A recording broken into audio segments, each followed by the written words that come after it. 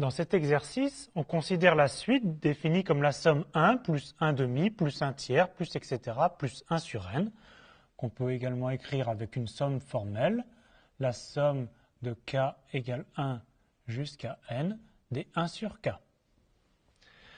Alors le but de l'exercice, c'est de montrer que cette suite Hn tend vers plus l'infini, et on va montrer qu'elle tend vers plus l'infini à la même vitesse que log de n.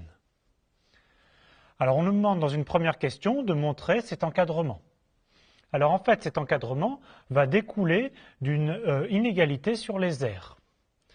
Alors j'ai dessiné le graphe de la fonction à qui a t associe 1 sur t. Et donc on place deux points n et n plus 1. Et donc la portion d'air sous la courbe compris entre le point 1 et le point n plus 1 est donnée comme valeur par l'intégrale entre n et n plus 1 de 1 sur t dt. Maintenant, cette portion de courbe est comprise entre deux rectangles. Alors, les rectangles auront pour base le segment entre n et n plus 1, et l'aire sous la courbe est inclus dans le rectangle de hauteur 1 sur n. Donc on en déduit que notre intégrale est plus petite que l'aire de ce rectangle, la base vaut 1 et la hauteur vaut 1 sur n, c'est donc plus petit que 1 sur n. Mais maintenant, notre aire sous la courbe, elle contient le plus petit rectangle, toujours de base 1, mais de hauteur 1 sur n plus 1, et donc on en déduit une autre inégalité, c'est que notre intégrale est plus grande que 1 sur n plus 1. Il ne reste plus qu'à calculer cette intégrale, mais une primitive de 1 sur t, c'est par exemple log de t, et donc on en déduit la valeur de cette intégrale, c'est exactement log de n plus 1 moins log de n, ce qui nous conduit immédiatement à l'inégalité souhaitée.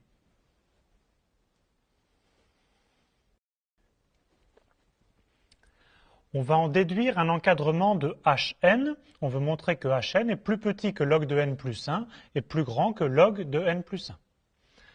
Alors, on a montré la double inégalité ici à la question précédente. Et en changeant la variable n en la variable k, on obtient cette inégalité. Log de k plus 1 moins log de k est plus petit que 1 sur k. Alors ceci est valable pour tout k, donc en particulier pour tous les k qui valent de 1 jusqu'à n. Donc en sommant toutes ces inégalités, en sommant pour k variant de 1 jusqu'à n, on obtient quoi? Ici c'est exactement Hn. Et ici, il faut voir que cette somme-là est télescopique, c'est-à-dire que presque tous les termes de cette suite se compensent avec le précédent. Il ne reste plus que un terme de la fin, qui est log de n plus 1, et il reste aussi log de 1, mais log de 1 vaut 0, et donc en fait, on vient de démontrer log de n plus 1 est plus petit que Hn. On a montré une première inégalité. On fait la même chose en utilisant cette partie-là de l'inégalité précédente. On sait que 1 sur k plus 1 est inférieur ou égal à log de k plus 1 moins log de k. Et on va maintenant sommer pour k égale 1 et on va s'arrêter à n moins 1.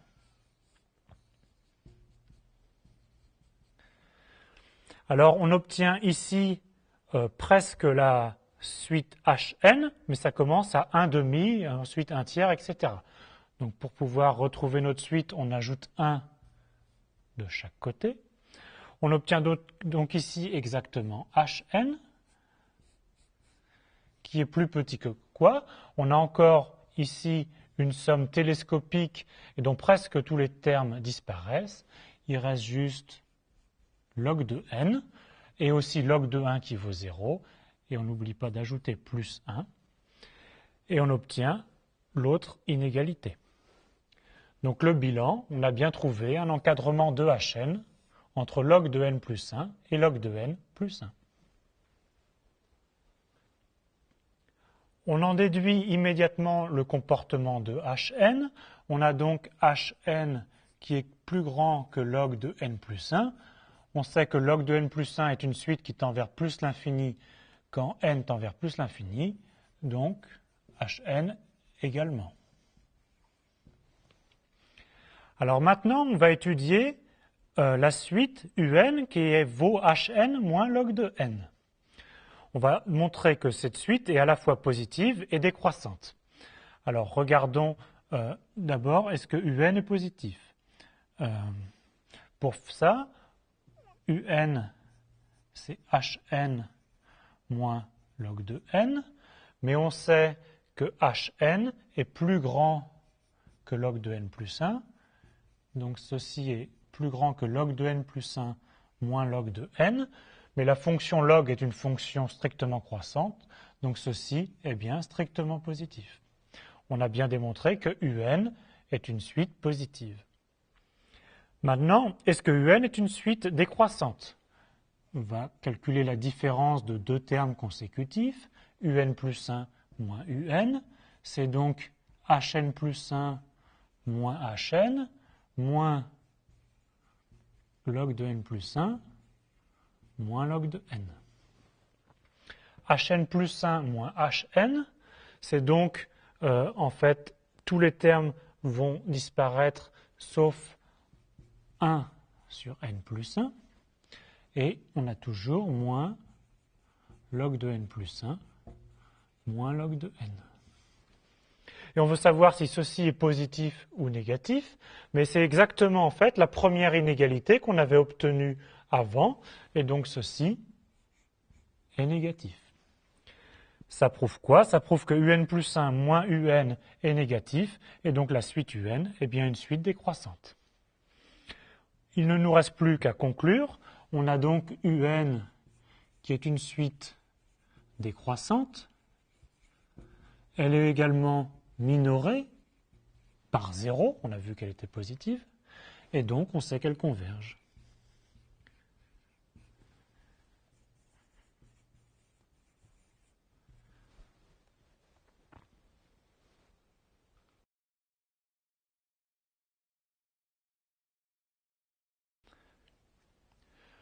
Nous avons utilisé le théorème important suivant, c'est-à-dire qu'une suite croissante et majorée converge, ou une variante, une suite décroissante et minorée converge. Alors c'est juste un théorème d'existence de limite qui nous donne aucune information sur le calcul de cette limite. Par exemple, on a vu que la suite 1 plus 1 demi plus 1 tiers plus 1 sur n moins log de n était une suite convergente. Alors habituellement, on note gamma cette limite, donc on sait que cette limite est un nombre réel, ça s'appelle la constante de l'air, et c'est un bon exercice de programmation d'essayer de calculer les premières décimales de gamma. Par contre, on ne sait pas des choses sur gamma, en particulier on ne sait même pas si gamma est un nombre rationnel ou pas.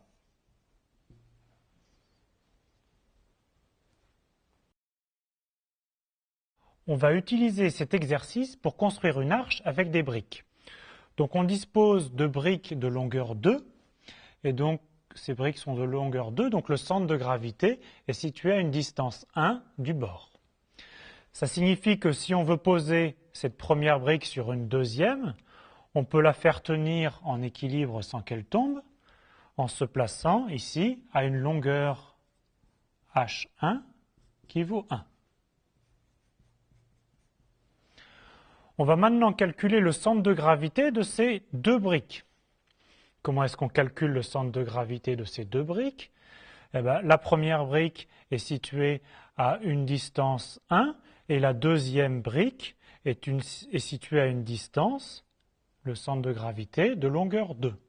Donc, le centre de gravité de cet ensemble est donc situé à une distance de longueur 1 plus 2. Il faut faire la moyenne sur les deux briques. Ça nous donne donc 1 demi de 1 plus 2. Ça nous donne donc, autrement dit, 1 plus 1 demi. Ça signifie quoi? C'est-à-dire que si on se place au centre de gravité, donc l'ensemble de ce centre de gravité de ces deux briques, il est donc situé sur cet axe. ici. Si on place cet axe sur une troisième brique ici, juste au bord, on peut faire tenir en équilibre ces deux briques sur une troisième brique, et ici la longueur du déport est donc H2. On pourrait de même calculer le centre de gravité des trois briques. Comment est-ce qu'on fait ceci? Pour calculer le centre de gravité des trois briques, eh bien, on connaît déjà le centre de gravité des deux briques du haut. Il est situé à une longueur H2.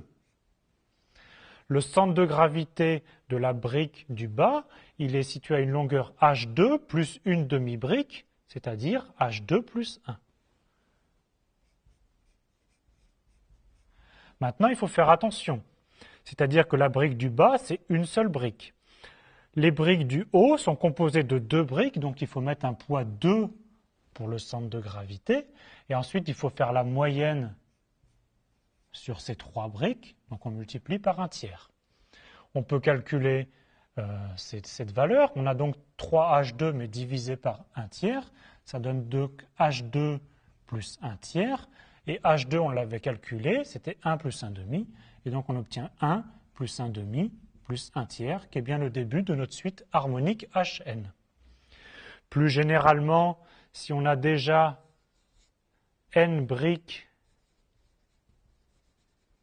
de posées, avec un déport donc ici qui vaut Hn, comment calculer le centre de gravité de cet ensemble?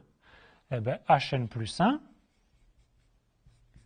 il s'obtient par n fois le centre de gravité de Hn, donc on a un facteur n parce qu'on a déjà n briques au-dessus. On a la nème brique qui est située à une distance Hn plus une demi-brique, donc à une longueur Hn plus 1. Et on a n plus une brique, donc il faut faire la moyenne sur n plus une brique. Et ceci nous donne exactement Hn plus 1 sur n plus 1. Et donc, par une récurrence, on montre qu'on peut construire une arche avec un déport qui vaut 1 plus 1 demi plus 1 tiers, etc. jusqu'à 1 sur n. On a vu que la suite harmonique Hn tendait vers plus l'infini. Ça signifie qu'on peut construire une arche avec une brique au-dessus qui a un déport aussi grand que l'on veut. En particulier, regardons ce qui se passe si on place 4 briques sur une cinquième. H4, c'est 1 plus 1 demi plus 1 tiers plus 1 quart. Ça vaut environ 2,08. D'accord? Donc le déport ici vaut environ 2,08, mais on sait que nos briques sont de longueur 2. Donc la brique qui est ici a en dessous d'elle que du vide. On peut donc faire l'expérience avec de vraies briques. On considère une brique de longueur 2. Le centre de gravité est bien sûr au milieu. On peut la poser sur une autre brique de façon à ce qu'elle soit en équilibre. Ces deux briques, on a vu que le centre de gravité de ces deux briques est situé à 1 plus 1 demi. On peut donc poser ces deux briques sur le centre de gravité de façon à ce qu'elles tiennent en équilibre.